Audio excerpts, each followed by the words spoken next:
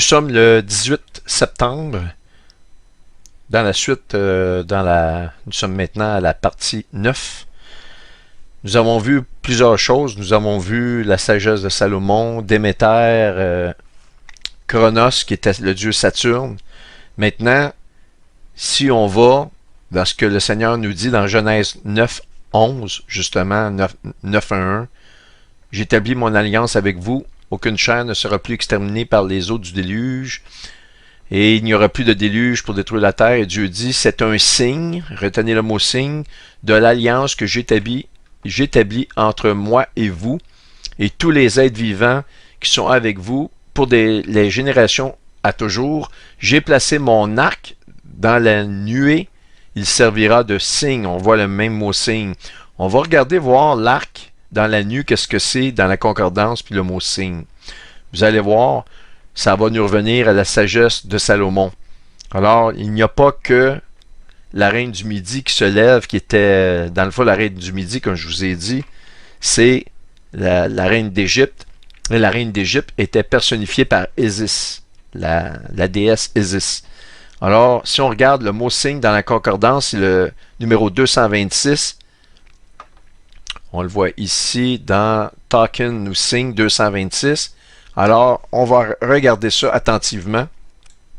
Et on va aussi comparer lorsque le Seigneur nous dit dans Genèse 1, il a créé la lune, le ciel, les étoiles pour des saisons, pour les fêtes ou les signes. On va voir si c'est le même mot qu'on utilise dans Genèse 9, 13 à la sortie de Noé de son arche. Dieu dit qu'il y a des luminaires dans l'étendue des ciels pour séparer le jour d'avec la nuit, que ce soit des signes. Et voyez-vous, c'est la même concordance pour marquer les époques, les jours et les années. Alors, si on regarde 226, ça veut dire un signal. Et aussi, quelque chose pour se rappeler. Donc, ça peut même signifier un signe qui apparaît à un moment donné puis qui revient. Dans le sens de remembrance, ça veut dire dans le rappel de quelque chose.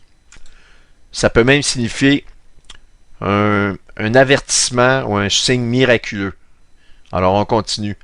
Donc, le mot signe de l'arc-en-ciel de Noé de Genèse 9, 13 et celui de Genèse 1, 14 à propos de la création de la lune, du soleil, pour donner des signes, est exactement le même mot. Maintenant, on analyse l'arc dans la nuée. C'est le numéro 7198 dans la concordance. Et ça va comme suit. Un arc et par correspondance un arc-en-ciel. C'est absolument incroyable. Puisque Manhattan signifie du bois pour des arcs et on nous dit que l'Antéchrist va recevoir un arc. Évidemment, par la destruction des États-Unis, c'est sûr que le nouvel ordre mondial et le nouvel ordre économique, tout va naître très rapidement en même temps. Puis qu'est-ce qui est le plus fou, c'est que par extension, le mot original qu'on voit ici, qui est 7198, va dans le sens du H6983 qui signifie tendre l'arc. Donc, c'est beau d'avoir un arc, vous pouvez l'avoir en main, mais tant que vous ne mettez pas une flèche puis vous ne la tendez pas, il n'y a pas de danger, elle n'est pas une arme. C'est une arme avec du potentiel de devenir un danger et non pas immédiatement un danger. Mais l'extension du mot 7185 va dans le sens de 6983 qui, lui, signifie de tendre un arc pour tirer. Et, dans le sens figuratif de force, on parle de iris, de l'œil d'un archer ou de l'iris d'un archer. Imaginez-vous.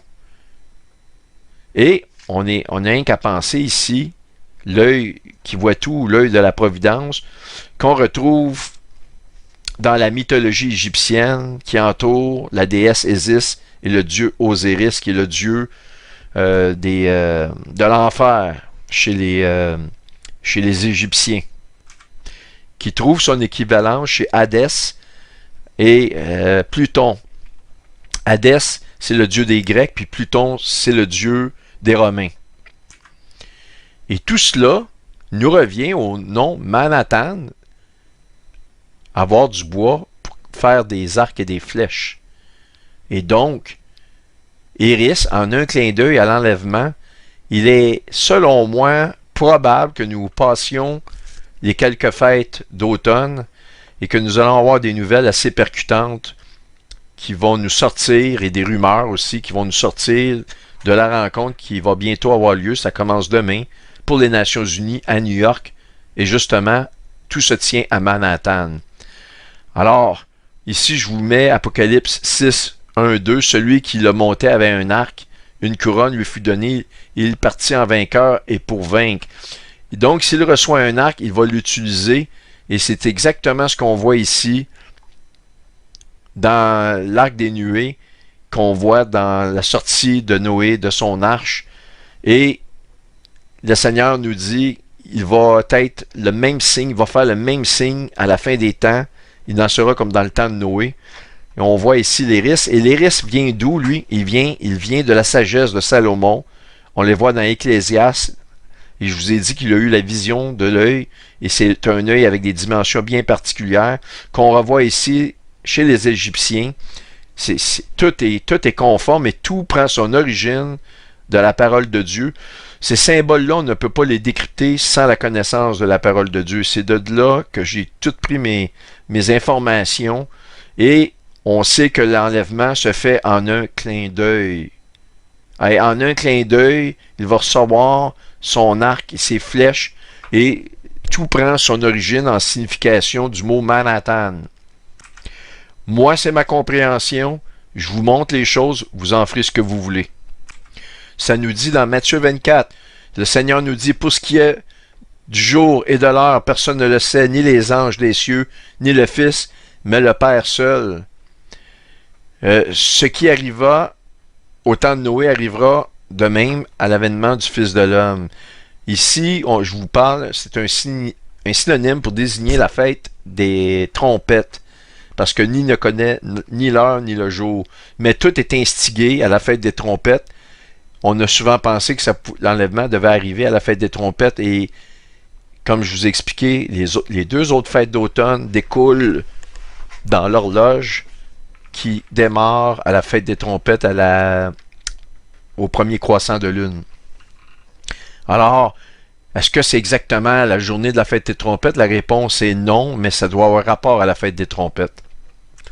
On a une confirmation du fameux arc-en-ciel dans la description de l'enlèvement ici, qu'on voit, Apocalypse 4, les versets 1 à 3, et le trône est environné d'un arc-en-ciel, encore le chiffre 1, je vous ai mis l'arc dans les nuées de Noé. On nous parle encore de l'arc qui est un arc-en-ciel par extension, ça je vous l'ai montré ici, un rainbow. Alors, dans l'arc dans les nuées. Donc, on le voit à l'enlèvement, et l'enlèvement, la Bible nous dit que c'est en un clin d'œil, Iris, et un flash d'émeraude. Ça se fait aussi en un clin d'œil. C'est un étincelle d'émeraude. C'est très rapide. Dans le temps de le dire, on le voit, puis il disparaît. Mais je ne sais pas si vous êtes bien assis, mais je vais vous montrer quelque chose. Ça, c'est des documents que j'ai déjà depuis des années, cette information-là.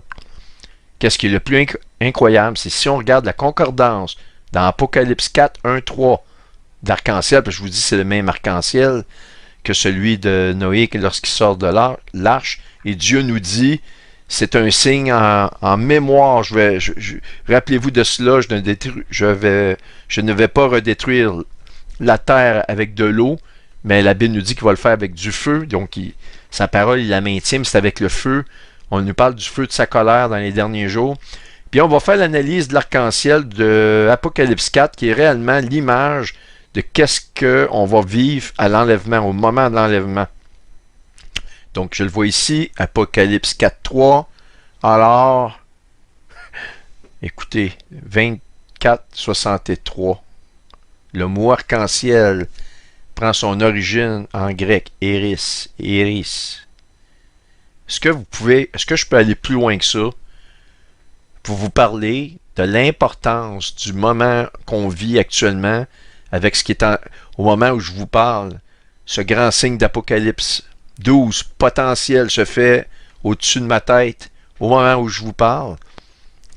Iris, en un clin d'œil, l'enlèvement. Et je vais plus loin que ça, c'est encore plus fou.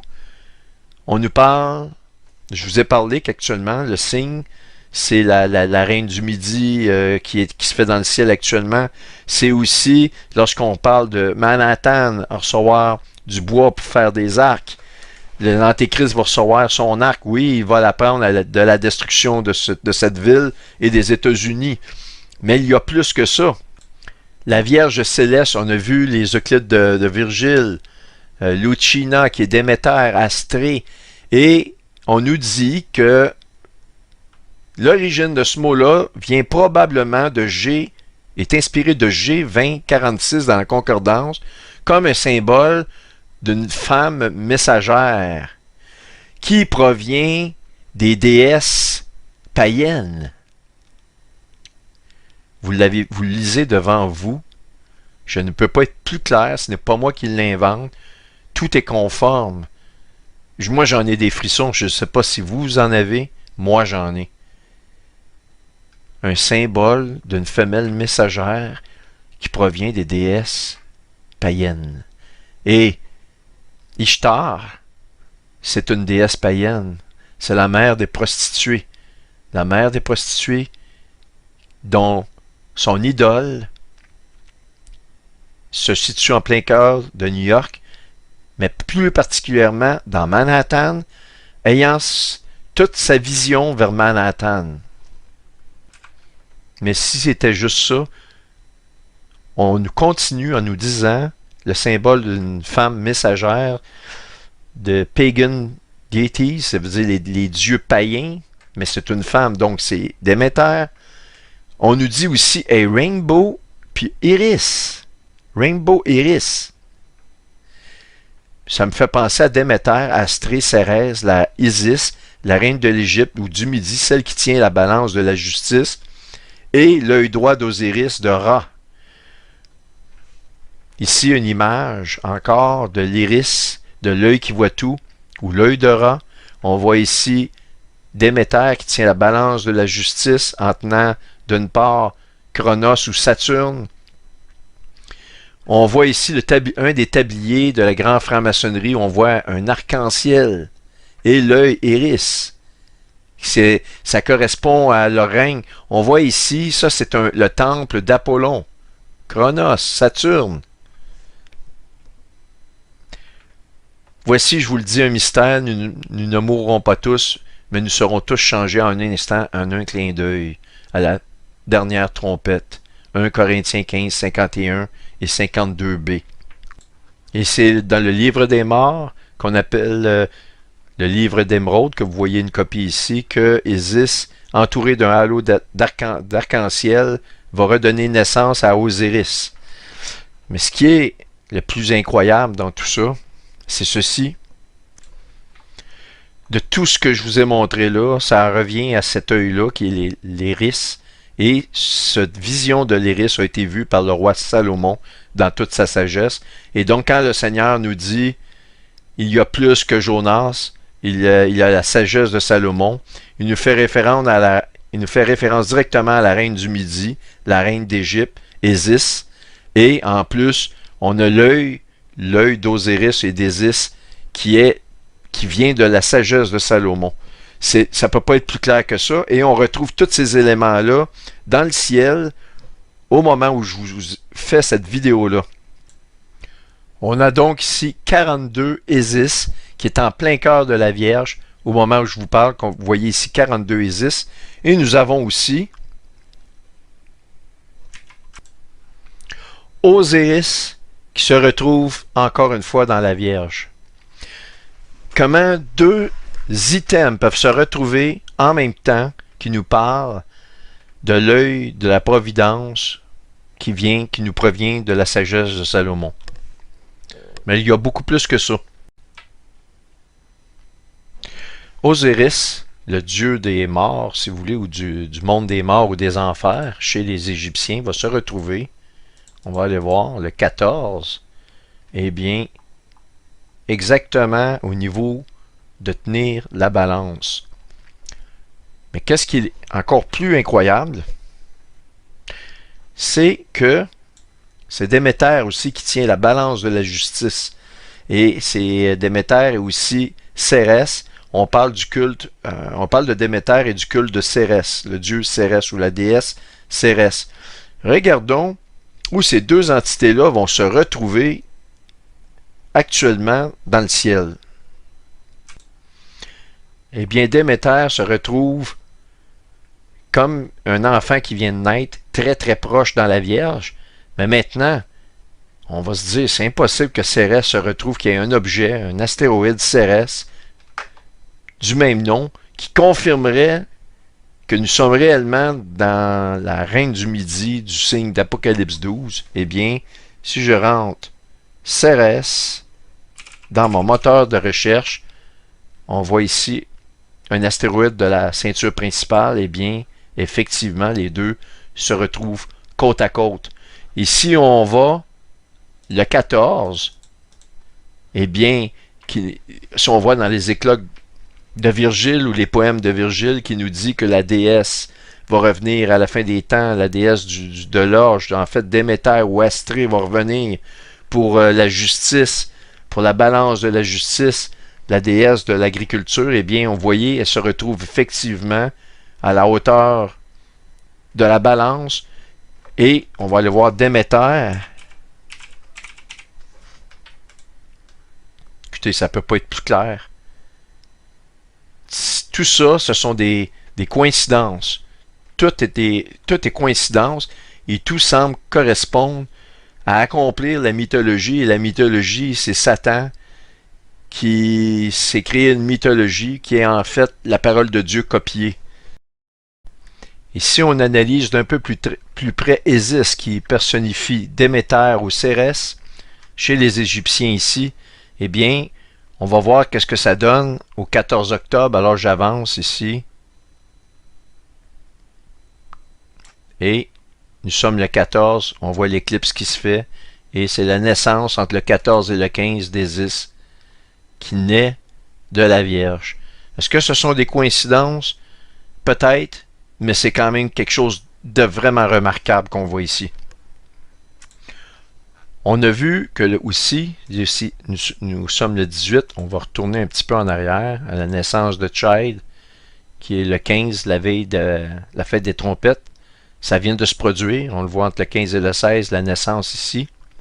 Alors, on nous dit dans le chapitre 12 que le grand dragon se plaça devant la femme prête à dévorer son enfant dès qu'il fut né. Et donc, si on regarde dans la mythologie, c'est la mythologie du dieu Orcus qui, lui, dévore ses enfants à la naissance. Et un de ses enfants, eh bien, je vous le nomme, c'est Déméter. On va revenir là-dessus. Il veut dévorer Déméter, qui, curieusement, est symbolisé par la Statue de la Liberté à New York. Et là, je me suis posé la question, est-ce que Cronus, le dieu, serait présent dans un objet ici, prêt à attendre les enfants ou l'enfant qui naît pour le dévorer? Eh bien, un des diminutifs de Chronos avec un K, K-R-O-N-O-S, eh bien, c'est Kron. K-R-O-N.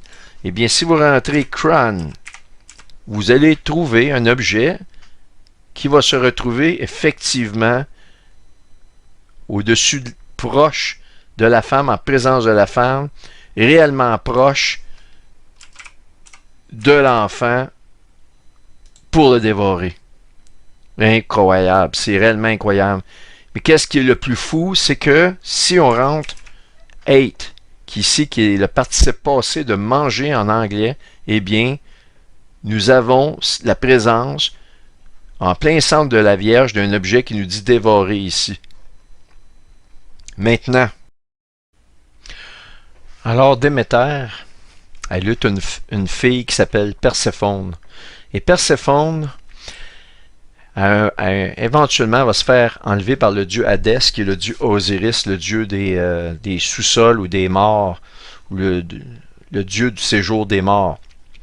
Donc, c'est à ce moment-là, quand elle apprend l'enlèvement de Perséphone, sa fille, par le dieu Osiris, qu'elle rentre dans une colère atroce, et c'est à ce moment-là qu'elle descend sur terre pour à la fois bénir certains hommes et punir certains autres, et elle amène une grande famine sur la terre.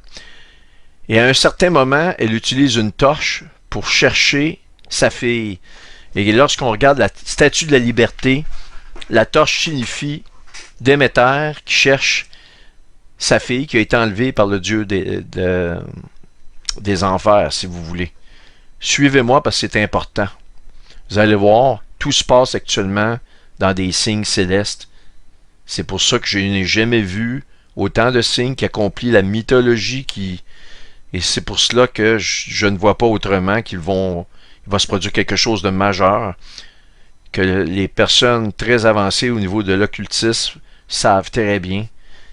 Et donc, je continue. Donc, la torche, elle l'utilise à la recherche de sa fille Perséphone, qu'on voit ici, dans la recherche de sa fille Perséphone.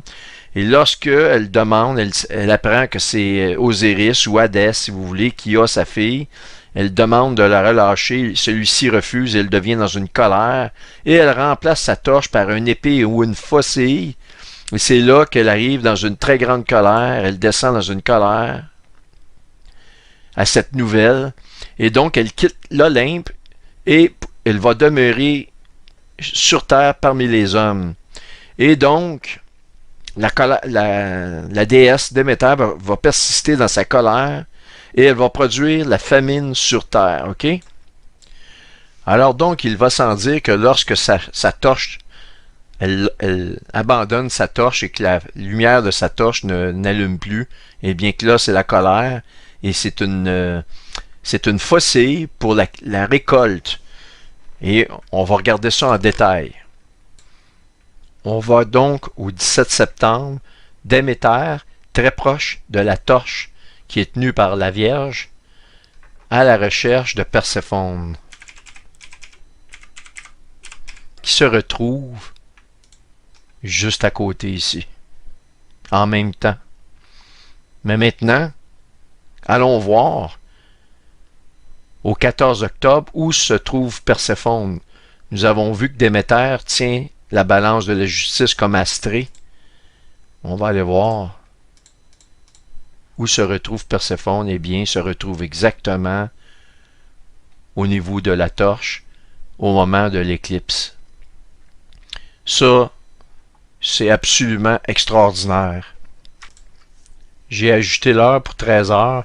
C'est l'heure du maximum de l'éclipse vue de Corpus Christi, corps de Christ. Et on voit ici Perséphone qui est réellement au niveau de Spica, qui représente, si vous voulez, la torche ou l'étoile qui parle du blé. Maintenant, c'est quelque chose de réellement inexplicable. Tous les éléments astronomiques nous parlent de la mythologie que je viens de vous montrer.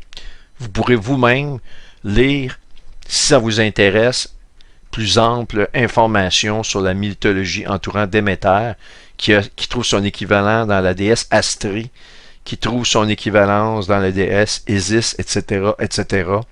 Et tout ça est conforme.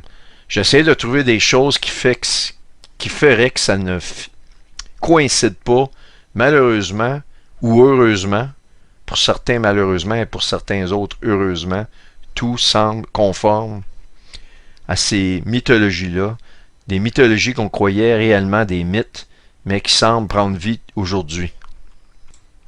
Alors il va sans dire que Déméter, lorsqu'elle est dans sa grande colère, voyant que Hadès ou Osiris ne voulait pas relâcher Perséphone, sa fille, eh bien remplaça sa torche par une épée ou une faucille. Et nous allons voir s'il y a effectivement une référence aux prophéties bibliques entourant la destruction de Babylone, la ville que je vous ai montré dans Apocalypse 17 et 18. On va aller voir s'il y a une directe relation entre cette prophétie-là et si elle nous fait référence à justement cette mythologie-là entourant Déméter ou Ishtar, qui est la déesse aussi de de la mer des impudiques, eh bien, vous allez réellement être emballé de ce que je vais vous montrer. Je n'avais pas vu ces choses-là jusqu'à il y a quelques jours seulement. Et c'est pour ça que j'ai de la misère à trouver le sommeil, parce que je sais ces choses-là, je les ai vues depuis peu de temps. C'est de la mythologie que je connaissais, mais c'est de voir que maintenant, les cieux nous parlent de ces choses-là d'une façon admirable. Eh bien, voici, je me lance dans cette information-là qui, selon moi, devrait clôturer des informations les plus importantes que j'ai à vous montrer. On nous confirme que dans l'Antiquité, Déméter pouvait soit porter une bénédiction ou une malédiction, tout dépendant de qui vous étiez. Ça, on voit que pour l'Apocalypse 12 est pour certains une malédiction et pour d'autres une bénédiction qui annonce l'enlèvement. On nous dit qu'elle est une gardienne d'une grande ville. On ne dit pas laquelle, mais on le voit ici dans l'hymne homérique à Déméter.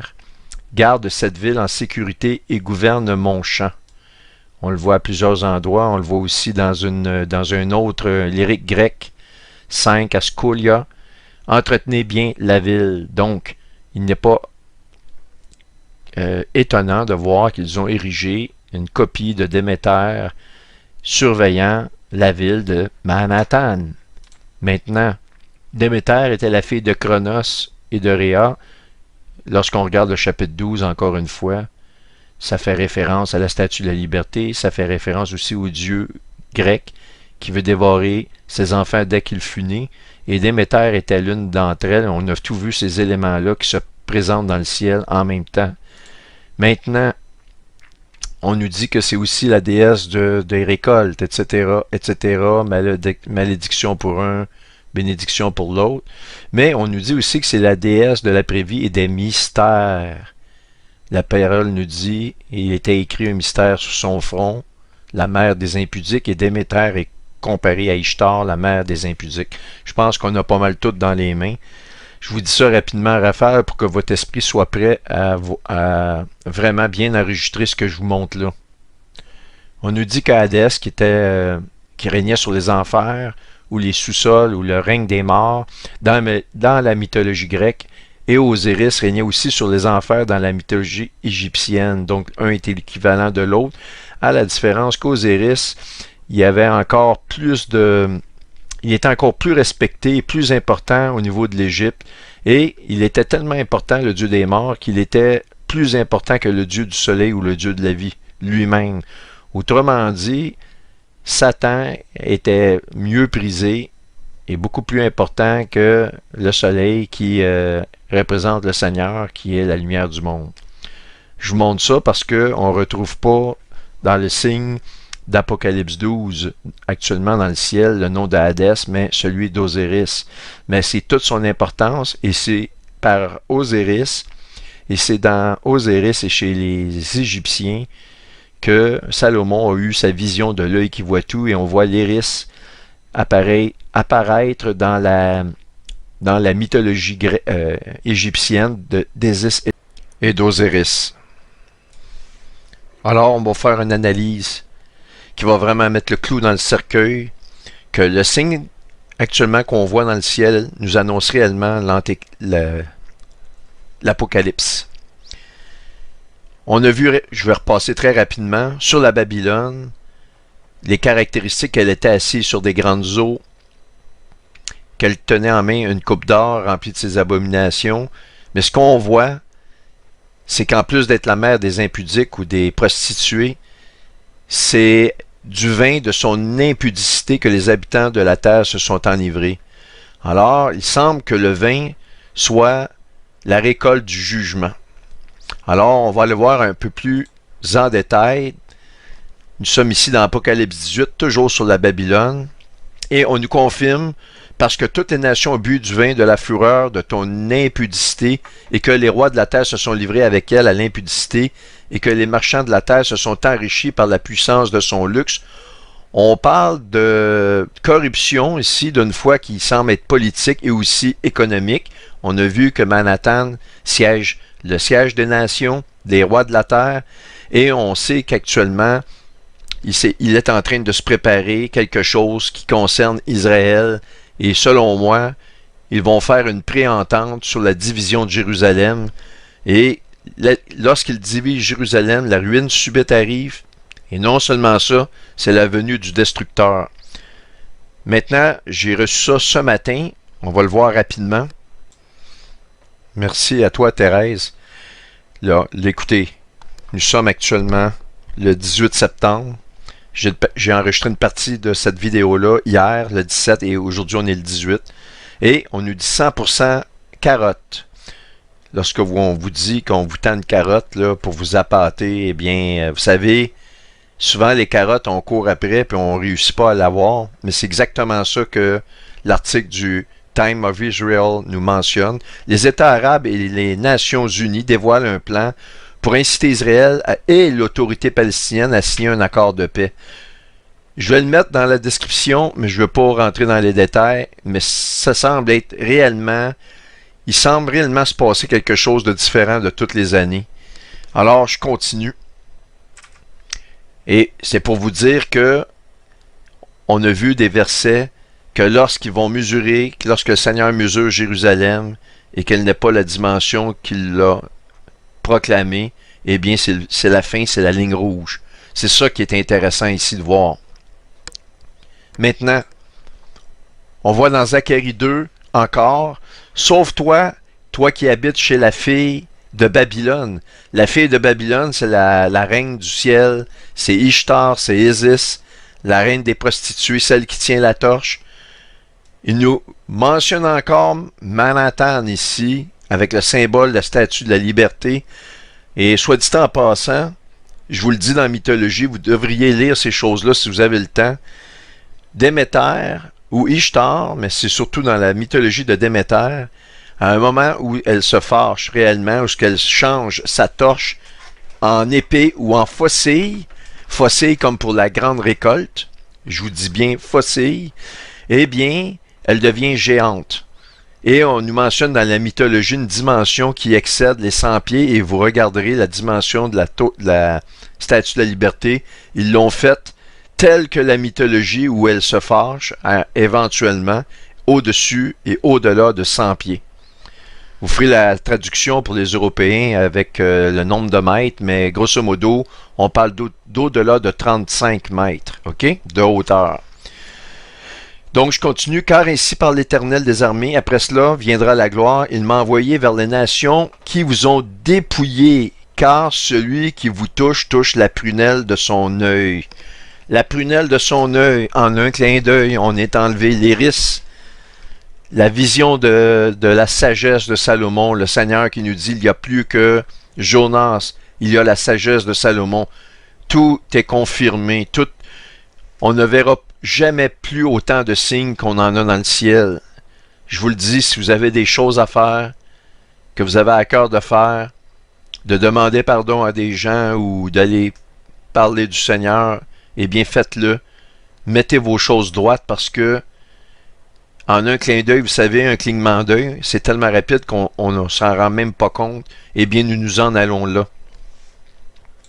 Et ici, ce qui est à faire ressortir, c'est sortir de Babylone. Sauve-toi parce qu'elle va être détruite au moment où ils sont dépouillés. Et on semble assister à ça exactement au moment, selon l'article que j'ai ici, et selon ce qu'on voit de la paix et sécurité, et de l'accord qui semble vouloir se réaliser sur une période de 7 ans, qui confirme Daniel 9, 27. Alors, on continue. Dans Apocalypse 14, vous allez voir encore le moment de la destruction de Babylone, qui est les États-Unis, eh bien, correspond la grande récolte du vin de la colère de Dieu. Alors ici, nous sommes à l'intérieur des tribulations dans le chapitre 14, puisqu'on nous parle des 144 000. OK? Et donc, les 144 000, ça se passe dans les tribulations, mais il faut comprendre qu'à la destruction des États-Unis, à ce jour précis, le monde rentre dans les tribulations. Alors, pour moi, c'est la date limite pour l'enlèvement si la destruction des États-Unis arrive, comme je le pense, le 14 octobre, après les fêtes d'automne, les fêtes juives d'automne. Alors donc, le contexte est réellement à l'intérieur des tribulations ici, et ça fait du sens, puisqu'on parle de la destruction de Babylone, USC Babylone. Alors on dit au verset 8, « Et un second ange suivi, en disant, elle est tombée, Babylone la grande, qui a abreuvé toutes les nations du vin de la fureur de son impudicité. » On confirme chapitre 17, 18 sur la destruction de Babylone. Alors donc, c'est une preuve, si on nous parle des 144 000 et qu'on nous parle de la destruction de Babylone, que la destruction de Babylone fait entrer le monde dans les tribulations, et nous ne pouvons plus être là à ce moment-là. À la limite, lorsqu'elle se fait attaquer, on part la journée même, mais moi je pense qu'il est possible que ce soit quelques jours avant, mais je vais vous laisser faire tous les scénarios possibles. J'ai déjà assez d'informations à vous donner. Il faut vraiment que je donne encore un sprint pendant que ma santé me le permet de vous montrer ces choses-là. Et un troisième ange le suivit en disant d'une voix forte, « Si quelqu'un adore la bête et son image et reçoit une marque sur son front ou sur sa main, il boira lui aussi du vin de la fureur de Dieu. » Alors, étant donné que les gens n'ont pas été enlevés, ils sont dans les tribulations, c'est une confirmation, toute personne qui va accepter la marque de la bête pendant les tribulations, qui va être imposée à ce moment-là, sans aucune exception, riche, pauvre, petit, pauvre, je viens de le dire, mais toute personne, les petits et les grands, les vieillards, les jeunes, vont se faire imposer cette marque-là. Aussitôt que vous touchez à ça, c'est terminé. Alors, je vous dis, si vous vous retrouvez à l'intérieur des tribulations, remarquez, c'est important ce que je vous dis là. Il vous en coûtera votre vie, n'acceptez pas cela. Et je vais vous démontrer, pas dans cette partie-là, mais dans la partie 11, qu'il y a réellement quelque chose à l'intérieur de cette marque-là qui va vous empêcher de vous tourner vers Dieu. Vous allez être perdu pour l'éternité. Il n'y a plus de retour en arrière. Alors donc, à celui qui acceptera la main, il boira aussi du vin de la fureur de Dieu, versé sans mélange dans la coupe de sa colère.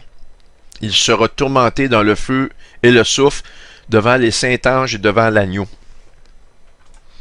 Et au verset 17, ce qui est incroyable, c'est que 17-18, ça correspond aux dates que eux sont en train de faire probablement la division de Jérusalem, c'est ce que je me doute. En plus, chapitre 14, Apocalypse 14, comme le 14 octobre. Et un ange sorti du temple qui est dans le ciel ayant lui aussi une faucille tranchante. Et un autre ange qui avait l'autorité sur le feu, sorti de l'autel, s'adressa d'une voix forte à celui qui avait la faucille tranchante. Lance ta faucille tranchante et vendange les grappes de la vigne de la terre, car les raisins de la terre sont mûrs. Et l'ange jeta sa faucille sur la terre, et il vendangea la vigne de la terre et jeta la vendange dans la cuve de la colère de Dieu. Alors, il est extrêmement clair ici que le vin, c'est la colère de Dieu. Et dans Joël au chapitre 3, on va voir, c'est le dernier. Après ça, je vous montre qu'est-ce qui se passe dans les cieux au moment même où je vous enregistre ces messages-là, ce message-là. Saisissez la faucille, car la moisson est mûre. Venez fouler, car le pressoir est plein, les cuves regorgent, car grande est la méchanceté. Alors, c'est fait. Nous avons une confirmation et regardons dans les cieux qu'est-ce qui se passe en ce moment même. Nous voyons clairement que les rois de la terre, donc les Nations Unies, ont bu du vin de la fureur de son impudicité, donc Manhattan, la ville de New York, et dans les cieux, on regarde, si on retourne un peu en arrière, au 3 mars 2023, encore tout se fait cette année. Si on regarde, les Nations Unies étaient en conjonction avec l'étoile 20 de Miatrix. Et 20 de Miatrix signifie le vendangeur. Quelque peu corrompu dans sa forme latinisée, pour signifier la vendangeuse. La vendangeuse. Est-ce que c'est pas assez révélateur? Et on voit les Nations Unies se retrouver exactement là. Et du 3 mars à sa naissance, la naissance des Nations Unies qui annonce dans le fond un changement de paradigme si vous voulez. On va la centraliser. On voit ici en quel jour qu'elle naît. Eh bien, elle naît au 14.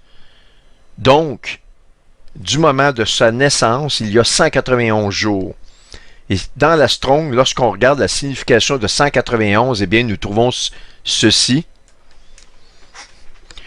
Du grec 191, nous avons écouter, entendre. Mais c'est le grec.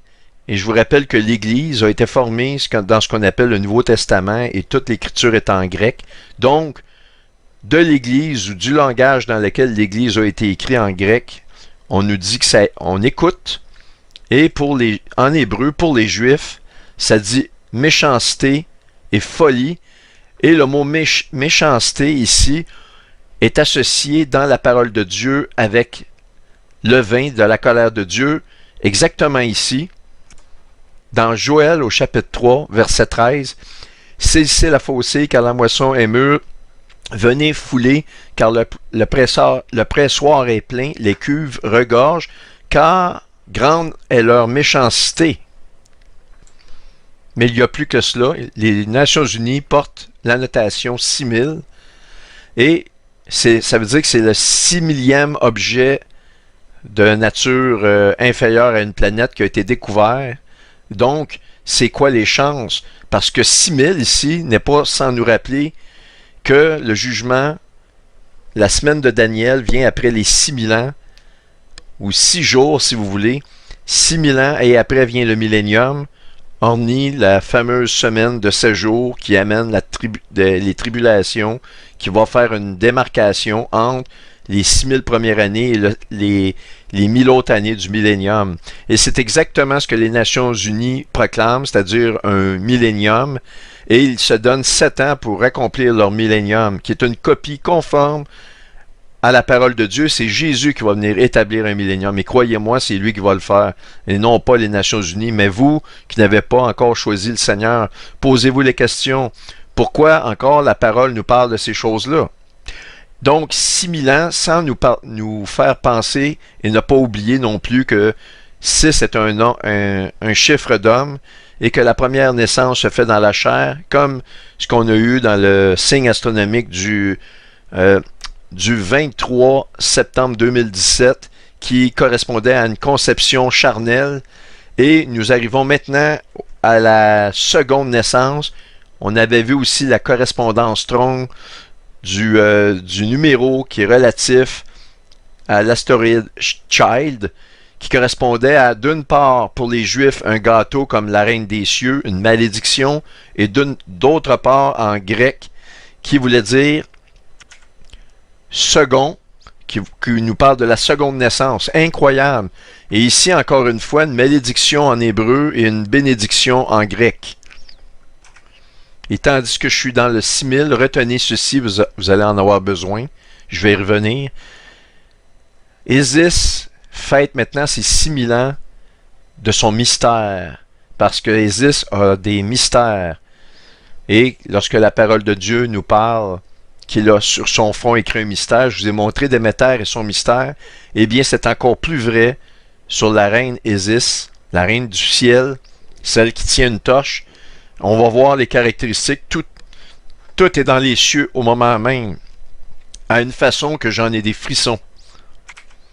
Et à un point que mon imagination est incapable de comprendre.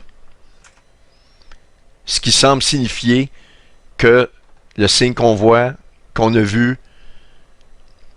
au mois de septembre, qu'on est en train de vivre présentement, est réellement une annonce complète de l'entrée des tribulations, avec une date d'expiration qui est imminente. Mais maintenant, est-ce qu'il y a une confirmation? En plus de la signification de l'étoile vint de Némiatrix, qu'elle signifie la vendangeuse ou celle qui ramasse la récolte du vin. Y a-t-il une autre preuve, au moment même où je vous parle, d'un objet céleste qui nous confirme que c'est exactement ça? Alors qu'on a une preuve, mais que le Seigneur parle 2 fois pour nous dire, oui, voici venu le temps. Eh bien, la réponse, regardez bien. Un des acteurs que je vous ai parlé d'entrée de jeu de cette présentation-là. Alcu ici qui se trouve dans la main de la Vierge qui tient la main qui va récolter les cuves de la colère de Dieu, les cuves de vin de la colère de Dieu. Eh bien, regardons la signification de cet objet-là ici.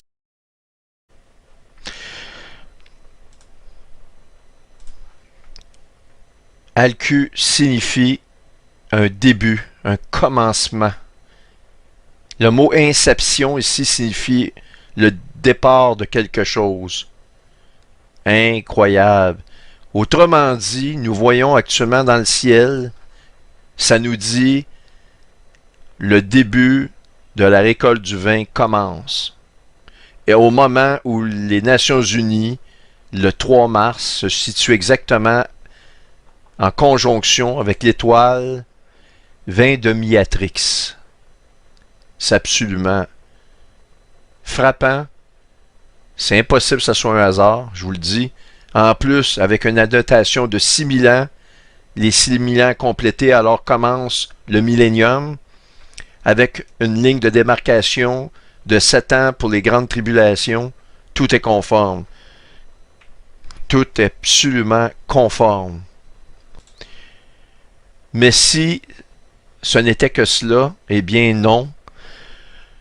En plus d'avoir le début, ça nous dit dans le ciel le début de la récolte du vin, on a ceci. Si on regarde le chiffre qui va avec l'objet Alcu, oups, pardon, que l'on voit ici, eh bien, le chiffre correspondant est 30-37. Regardez la concordance et soyez prêts à être frappés de stupéfaction.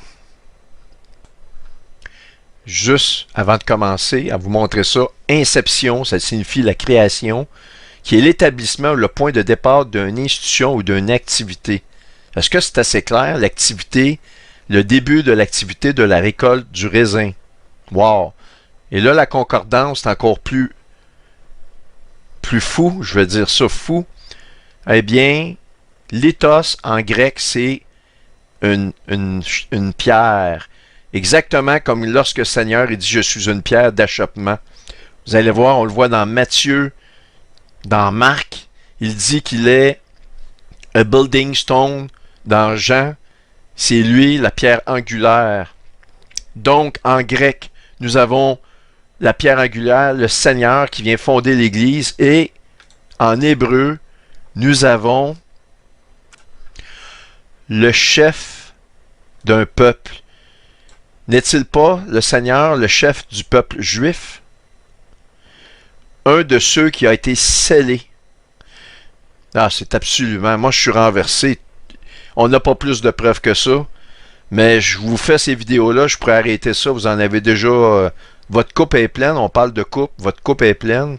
Mais je vais rester avec vous parce que réellement, on va totalement mettre le clou dans le cercueil sur quelle est la signification de Babylone la Grande. Elle avait un mot mystère écrit sur le front. Vous allez me dire, tu as répondu à ça en nous disant que la statue de la liberté regarde vers Manhattan, que tu as parlé maintenant que c'est Déméter, que c'est elle la récolte, qui fait la récolte, la déesse de la récolte, c'est elle la reine du ciel, et qu'elle a un mystère. On a vu le mystère de Déméter, mais on va aller beaucoup plus précis que ça, la parole de Jésus lui-même.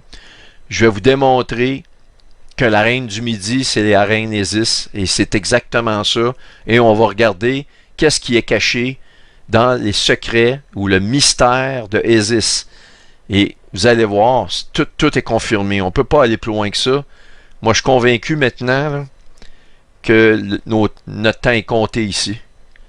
Et j'espère que c'est sûr qu'ils vont mettre beaucoup de sites Internet. Ils vont faire la fermeture de beaucoup de choses. Si des vidéos qui sont faites par les miennes, par moi-même, par plusieurs personnes qui font partie des gens qui croient dans le Seigneur, peuvent circuler éventuellement, eh bien, j'espère que ça va se faire parce que on avertit, mais là, il n'y a jamais eu autant d'avertissements que ça.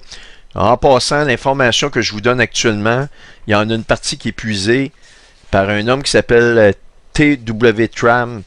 Et sauf que ce que je vous montre là, il l'a pas vu, mais moi, je suis parti, comme par exemple, les 191 jours, c'est lui qui les a calculés, j'ai vérifié, c'est totalement vrai. Mais par contre, ce que je vous montre là ici, il y a des ajouts, c'est pas montré par lui, mais dans le fond, on est frères et lui montre une personne. Il montre pas d'une personne, mais il montre une certaine partie des choses. Et moi, je complète. Et en fouillant, on trouve juste des confirmations.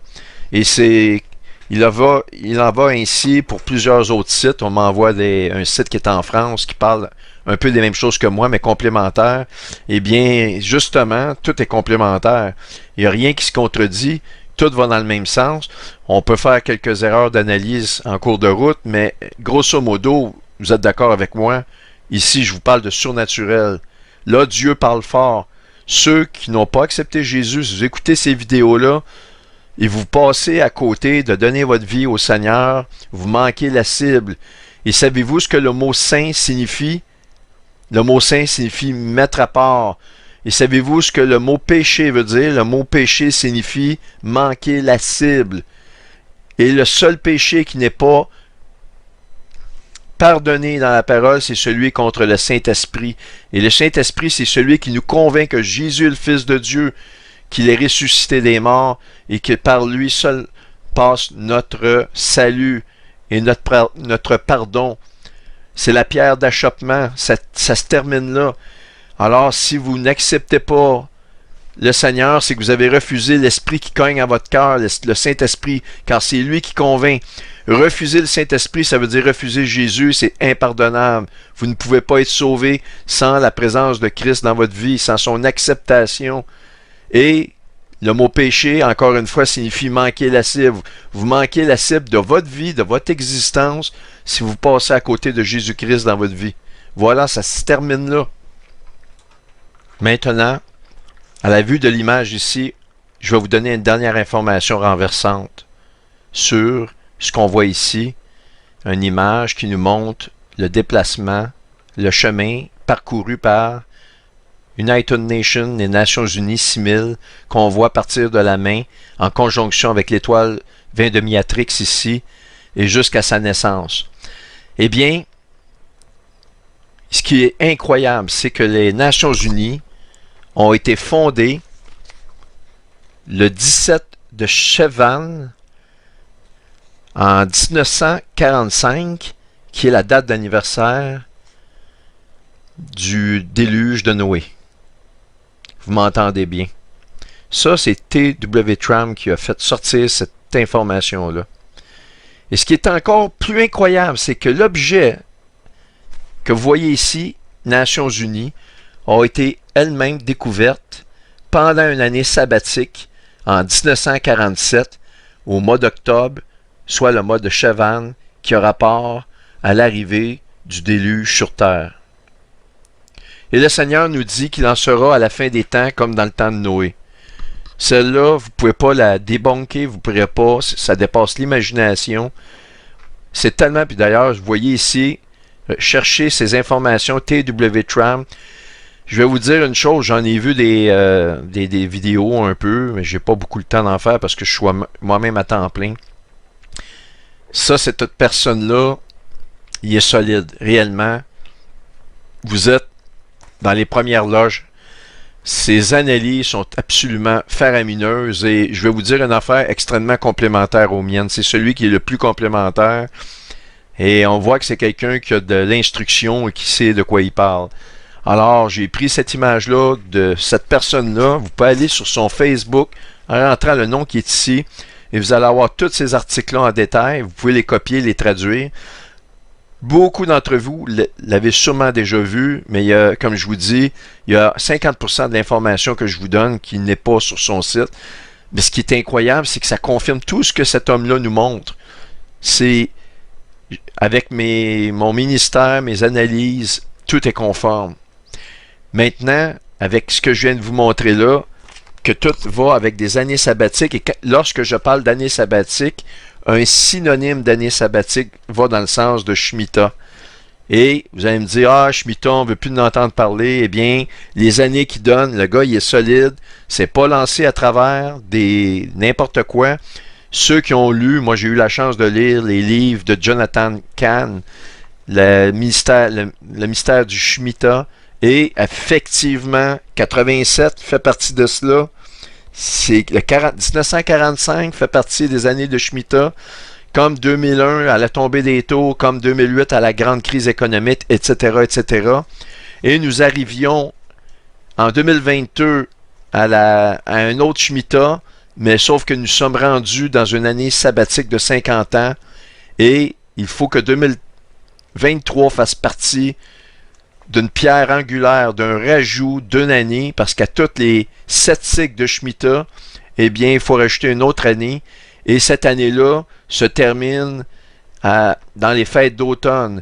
Et c'est le rachat de toutes les économies, c'est le reset de toutes les économies. Si j'étais à la place de Dan, c'est cette année que je ferais ça. Réellement, c'est cette année que je fais ça. Et curieusement, ça nous dit dans la parole de Dieu, mon peuple sort d'entre elles, en parlant de Babylone, revient vers nous. Et c'est le retour pour les Juifs dans leur terre natale, chez eux. S'ils étaient à l'extérieur pour des affaires, ils doivent revenir chez eux. Ça nous crie que la destruction des États-Unis va se faire dans une année qui est on appelle ça un super Shemitah, c'est-à-dire après un 7e cycle de 7 ans, on rajoute une 50e année. Incroyable, tout est conforme, tout semble coordonné. Et ceci, c'est l'image de la Vierge de l'Apocalypse, qui d'une main va faire la récolte du vin de la colère de Dieu, et on va regarder de l'autre main maintenant, je vais analyser l'autre main. Et de l'autre main ici, il faut qu'il y ait une bénédiction parce qu'elle a une double nature. Pour certains, c'est une malédiction et pour d'autres, c'est une bénédiction. Et on va voir qu'est-ce qui se passe ici dans la main maintenant que j'ai analysé celle-ci. Et ça, vous n'avez pas cette analyse-là de T.W. Tram. C'est justement, c'est pour ça que je vous dis, si vous avez des choses que je répète, c'est pas grave. On va aller voir celle-ci maintenant. Alors maintenant qu'on a vu une des mains de la Vierge, qui représente la colère, il y a une dualité, il faut qu'il y ait une bénédiction, on va aller voir dans l'autre main, Spica, et la définition de Spica est la suivante. Spica signifie l'épi de grain. Maintenant, je vais vous montrer un verset qui lui va être butoir, définitif, et qui va vraiment prouver que c'est une bénédiction dans cette main-là, qui démontre la dualité de l'arrivée du signe de l'Apocalypse qui, pour l'humanité, signifie l'entrée dans les tribulations, mais pour nous, leur entrée chez nous. On le voit dans Matthieu chapitre 13, que je vous invite à lire dans son intégralité, mais on va aller directement à la parabole du bon grain et de l'ivraie. Alors, les disciples leur demandent demandent au Seigneur une question qui est la suivante. Les disciples s'approchèrent et demandent au Seigneur, pourquoi parles-tu en parabole? Il leur répond aussi, si je fais ça court, qu'il parle en parabole à la foule parce que à eux n'est pas donné de connaître les mystères du royaume des cieux, mais qu'à ses disciples ou à ceux qui vont suivre le Seigneur va être compris de comprendre. Va être, dans le fond, c'est un langage qu'on va comprendre. Eh bien, on va aller dans la parabole du bon grain et de l'ivraie. Il dit, le Seigneur dit ceci, « Mais pendant que les gens dormaient, son ennemi vint et sema l'ivraie parmi le blé et s'en alla. » Autrement dit, le champ, tout était beau, mais tout à coup, il y a quelqu'un qui est venu et a mis de l'ivraie, et l'ivraie par rapport au bon grain, et on pense à l'étoile Spica qui signifie l'épi du grain. Eh bien, le bon grain ressemble comme 2 gouttes d'eau à l'ivraie, à la différence qu'un ne porte pas de fruit ici. Et ici, ça a une connotation directe aux 7 églises qui ont connu Jésus, mais une seule est enlevée. Donc, ils s'apparentent à un vrai chrétien, mais n'en font pas partie, et ils vont rester pendant les tribulations. C'est donc une précision absolument extraordinaire qu'on a ici, que cette étoile-là, Spica, qui est exactement dans la main qui tient la gerbe de blé, eh bien, a une signification de bénédiction, mais dans la précision absolue, que d'une part, certains vont être enlevés, mais pas tous. Alors, je continue. Il dit, lorsque l'herbe eut poussé et donné du fruit, l'ivraie parut aussi. Et Jésus dit à toutes les foules ces choses en parabole, et ne lui parlait point sans parabole, afin que s'accomplisse ce qui a été annoncé. J'ouvrirai ma bouche en parabole, je publierai des choses cachées depuis la création du monde. Et donc il continue, il dit, il renvoya la foule et entra dans la maison. Ses disciples s'approchèrent de lui et dirent, explique-nous la parabole de l'ivraie et du champ. Il répondit, celui qui sème la bonne semence, c'est le Fils de l'homme. Le champ, c'est le monde. La bonne semence, ce sont les fils du royaume, et l'ivraie, c'est les fils du malin. L'ennemi qui l'a semé, c'est le diable. La moisson, c'est la fin du monde. On est dans un signe astronomique qui nous parle de la moisson d'Éméter et la déesse de la récolte du blé et de l'orge, et aussi du vin.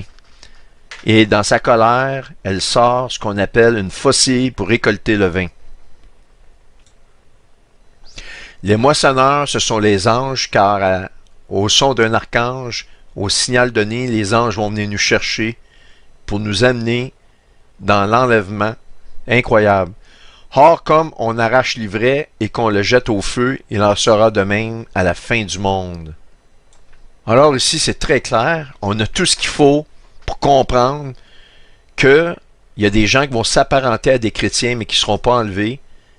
Et ces gens-là font partie des fils du malin. Certains vont se tourner vers le Seigneur pendant les tribulations, mais une majorité vont rester et ne seront pas sauvés même pendant la tribulation. Mais il y a plus que cela, parce qu'ici, lorsqu'on dit, il répondit, celui qui sème la bonne semence, c'est le Fils de l'homme. On va regarder ici la définition dans la Strong du mot semence. Eh bien, je l'ai ici dans Matthieu 13, le verset 37, où il dit « the good seed ». Seed veut dire semence.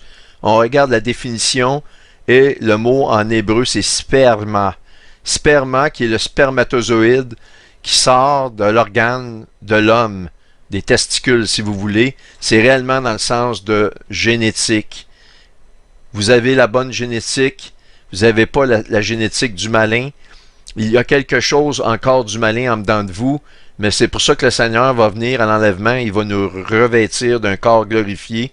Il va enlever le mur d'inimitié de la semence de Satan dès la Genèse qui a été annoncée, qui va mettre l'inimitié entre la semence de Satan, le serpent, et la semence de la femme. La femme qui va donner naissance au fils de Jacob, au peuple juif. Incroyable. Tout est conforme. Mais maintenant, voici ce qu'on appelle le signe astronomique du chapitre 12 qui est en train de se dérouler devant nos yeux. Vous avez l'étoile Spica, et il y a un objet qui s'appelle Orchis, qui est un astéroïde, et nous allons voir la définition du nom Orchis, et là, vous allez tomber sur votre chaise. Alors, on voit l'objet Orchis se situe vraiment en conjonction avec Spica. Présentement, nous sommes ici sur Stellarium le 17 septembre, et si on avance 18, 19, 20, au fur et à mesure que les Nations Unies se rencontrent, eh bien, il y a une conjonction parfaite d'Orchis. C'est absolument extraordinaire.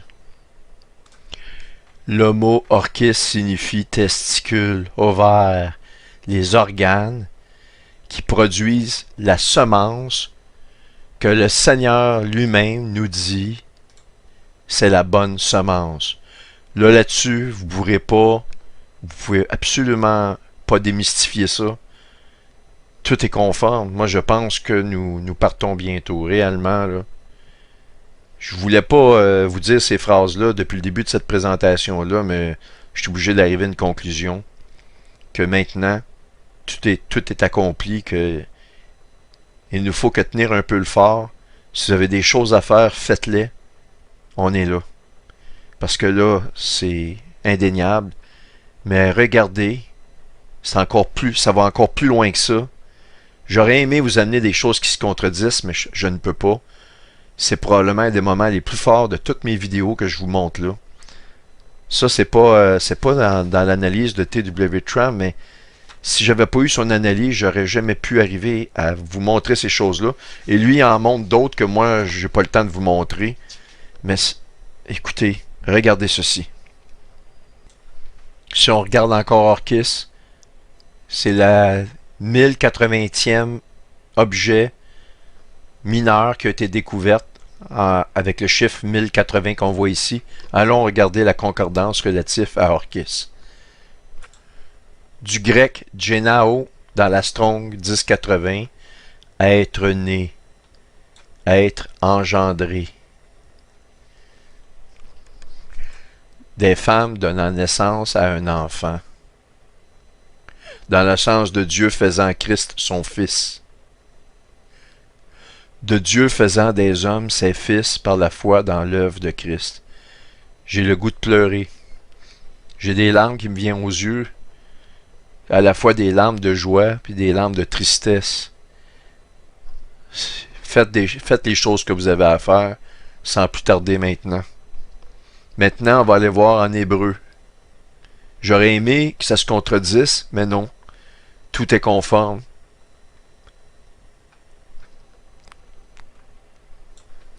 Je l'ai traduit en français, engendrer, donner naissance. Vous savez, nous sommes nés de nouveau en Christ. Ça dit avoir des enfants, être devenu père, engendrer, donner naissance, un enfant, concevoir un enfant, donner naissance encore, produire, père, a donné. Incroyable.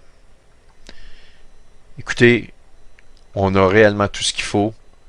On a, d'une part, la cuve de la récolte de la colère de Dieu dans le vin. Tout est dans le ciel. Le Seigneur raconte sa gloire par les cieux et nous prouve qu'il est l'auteur de chacun des éléments astronomiques. Non seulement ça, mais chacun des éléments qu'on voit dans le ciel a été nommé par des hommes à leur insu pour son bon vouloir, pour nous raconter sa gloire au moment venu, qui nous annonce la fin, qui nous annonce pour nous le début des noces, du mariage, dans lequel on peut vraiment voir ici un anneau de mariage, mais il y a une signification beaucoup plus profonde pour les occultes. On nous dit dans Apocalypse 17 et 18 qu'il y a un mystère écrit sur son front. J'ai toute l'explication maintenant sans l'ombre d'un détour, sans l'ombre d'un doute. Quel est ce mystère écrit sur son front? J'ai toute l'information avec moi maintenant. Et aussi, ça nous dit elle pensait qu'elle ne serait pas veuve, qu'elle ne vivrait jamais le deuil. On nous explique ça. Et que le Seigneur dit que ça va être sa fin. Eh bien, j'ai aussi toute l'explication en main. Tout est accompli. On ne peut pas aller plus loin que ça. J'ai trouvé toutes ces choses-là réellement clairement hier. J'ai travaillé jusqu'à minuit, 1h, pour vraiment faire et conclure ces informations-là et les combiner. Je vais vous les présenter dans mon prochain chapitre. Mais ici, je dois vraiment vous montrer quelque chose avant de terminer ce chapitre-là ici. C'est trop important, c'est quelque chose de majeur. Nous avons vu l'analyse des éclogues 4 de Virgile et je vous ai montré la Vierge Astrée qui revient au temps d'Apollo. Eh bien, je vous avais montré aussi quelque chose, je vous mentionne rapidement, je ne sais pas que je veux répéter, Mais c'est important que je vous mette ça frais en mémoire pour la démonstration que je veux faire maintenant. On nous dit dans Ésaïe 10.5, « Malheur à l'Assyrien, verge de ma colère, la verge dans sa main, c'est l'instrument de ma fureur. » On voit ici la verge dans sa main.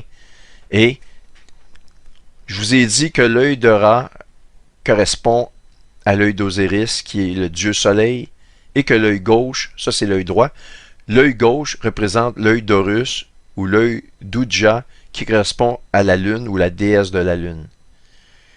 Eh bien, vous devez savoir que la lune correspond à l'Église de Christ dans la Bible, et voici les 3 raisons principales pourquoi c'est ainsi. Eh bien, les voici. La lune brille, mais n'a pas sa lumière propre, et elle reflète la lumière du soleil, ok? Et le soleil, c'est le Seigneur qui est la lumière du monde, et la lumière du monde, une voie astronomique, c'est le soleil, ça je l'ai déjà démontré. Alors donc, nous avons la lumière de Christ en nous, ça c'est une des premières choses qui font que nous comparons l'Église à la lune. Maintenant, le mot hébreu couramment utilisé pour désigner la lune est Levana, qui est lié au mot signifiant blanc ou les robes blanches. Et c'est l'épouse qui sera d'abord vêtue de blanc, la couleur représentant la justice. On le voit dans l'Apocalypse, on le voit à quelques endroits. Le cycle lunaire est une prophétie temporelle liée à la mariée. Et effectivement, car c'est un cycle qui suit les cycles menstruels chez la femme.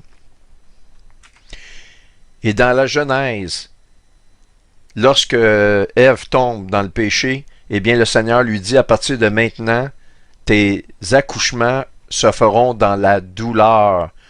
Une des preuves ultimes que nous sommes reliés à la lune, l'Église, c'est que ça nous dit que nous allons être dans les douleurs de l'accouchement, dans les douleurs de l'enfantement. Ne pas me dire, vous, tous les vrais chrétiens, que vous n'avez pas une vie difficile, en dehors de la normalité des choses. Moi, j'en suis une preuve. Si j'étais à la loterie du malheur, eh bien, je peux vous garantir que je gagnerais assurément. Mais ce qui est une bénédiction pour moi, ce ne sont pas des attaques que moi je me mets dans une situation de trouble. Ce sont des attaques externes qui viennent de l'extérieur et je sais maintenant que l'ennemi ne m'aime pas. Je sais maintenant que mon amour pour Christ n'est pas la bienvenue sur cette terre. Et donc, je suis persécuté, je suis attaqué de tout part, tout côté. Et il en est de même pour la majorité d'entre vous. Et nous passons donc dans cette vie, dans réellement ce qu'on appelle les douleurs de l'enfantement. Et je peux vous dire, je suis né de nouveau depuis septembre 2008. Donc, je pense que ça fait 15 ans si je calcule bien. Eh bien, j'ai eu des difficultés tout le long depuis ma nouvelle naissance. Ça a été tranchant, mais par contre, c'est rendu de plus en plus terrible. J'ai l'impression réellement d'être en mode de survie actuellement. C'est tellement fort que je ne peux même pas vous décrire. Et j'ai l'impression que la majorité d'entre vous, c'est ce que vous vivez en ce moment même. Et donc, nous avons exactement ce qui a été prescrit sur Ève, c'est-à-dire des douleurs de l'enfantement. Et il va en être de même pour le monde, à la différence près que nous, on a une promesse d'aller aux noces de l'agneau, et lorsque notre nouvelle naissance est achevée, eh bien, c'est maintenant une grande bénédiction dans l'éternité qui nous attend. Alors, gardant en tête les informations que je vous ai données sur la Lune ici, eh bien, je vais vous montrer quelque chose qui va maintenant, que vous avez déjà vu, mais qui va vous parler d'une façon différente de ce que je vous ai montré. L'éclipse du 14 octobre. La Lune, en parfaite harmonie, avec le Soleil, sur le doigt de la main de la Vierge, que je viens de vous montrer la signification du bon grain de l'ivraie, et que c'est les anges qui viennent moissonner le bon grain, le grain ou la semence qui vient du mot testicule, sperme, dans lequel l'objet orchis qu'on voit ici, et je vais le mettre, est très proche. En fait, actuellement, nous sommes le 18 aujourd'hui, eh bien, Orchis se rapproche réellement très dangereusement de Spica. Et on va voir le 21 et le 22. C'est réellement l'endroit où elle va être le plus proche. Et tout est conforme. Tout est absolument conforme. Et donc, ceci, maintenant, correspond à la lampe qui ne brûlera plus pour Babylone, mais correspond à un anneau de mariage parfait.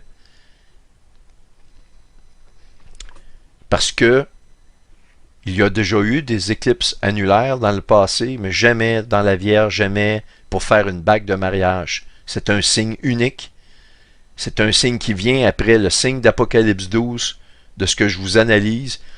Je suis en mesure de vous dire que c'est réellement le signe d'Apocalypse 12, puisque avec ce que je viens de vous montrer, avec Orchis, avec l'étoile ici, 20 de Miatrix, qui signifie la vendage, la récolte du vin, de la colère de Dieu, eh bien, on ne peut pas aller plus loin que ça. C'est réellement quelque chose de remarquable. Il n'y a rien de ça qui va arriver encore. C'est un signe qui est unique.